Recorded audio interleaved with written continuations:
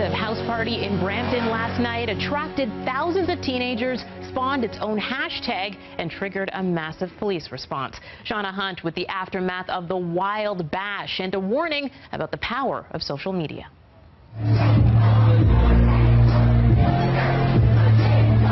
Legendary. It was legendary. It'll go down in history. It all started with the hashtag mansion party, and in no time, this upscale Brampton home that's under major construction was overrun by teenagers, about 2,000 of them. Right in front of my house, I literally seen hundreds and hundreds of kids. He's fine. Hundreds of kids walking, coming in between homes, jumping fences. They were coming from everywhere. By 10 o'clock last night, neighbors called police, and when the first cruiser arrived, it was clear they needed backup. There was a call out for all divisions, so the step unit, the K9 unit, the tactical unit, all arrived to help disperse the crowd. At one point, over 60 cops were on scene, and police say numerous charges were handed out for assault of an officer and public intoxication. Not when we have this incident going on. Keep moving.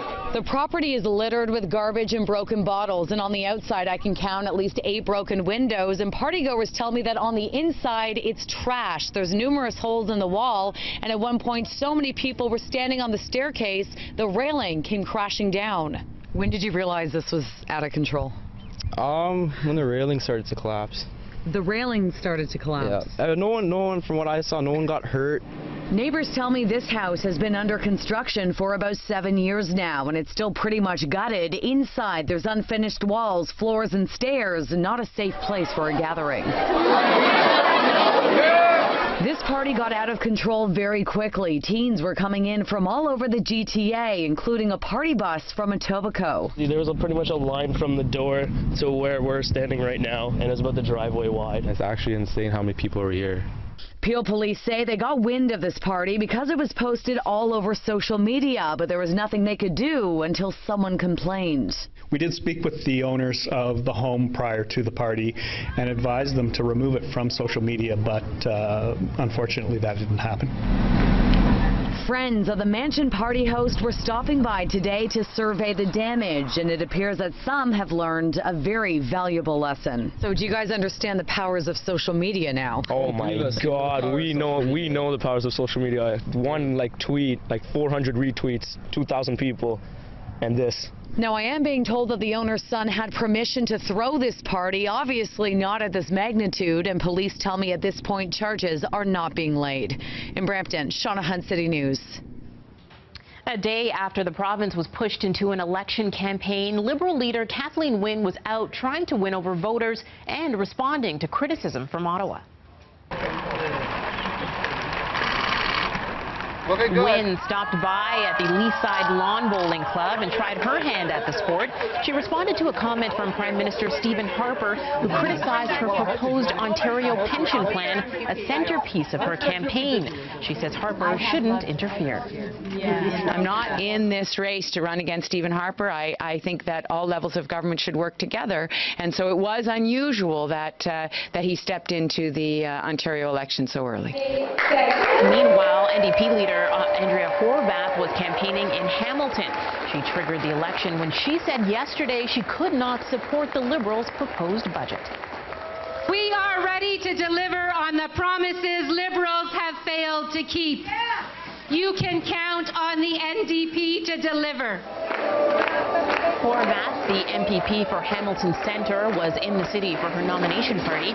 We hit the streets today to find out what you think of the upcoming spring election. I don't think we really need an election. I would have preferred just to see the Liberals do out their term.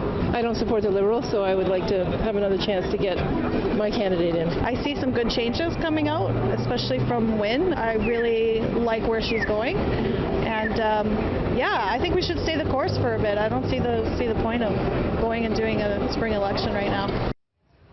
Now, the election is the topic of our City News web poll. We're asking, which leader are you backing?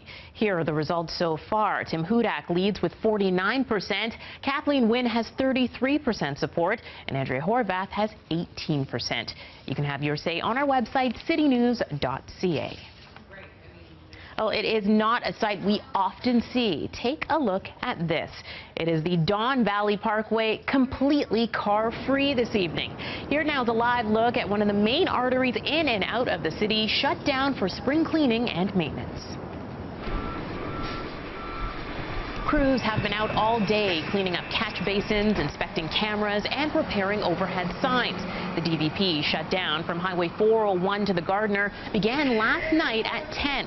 It's scheduled to reopen at 6 tomorrow morning.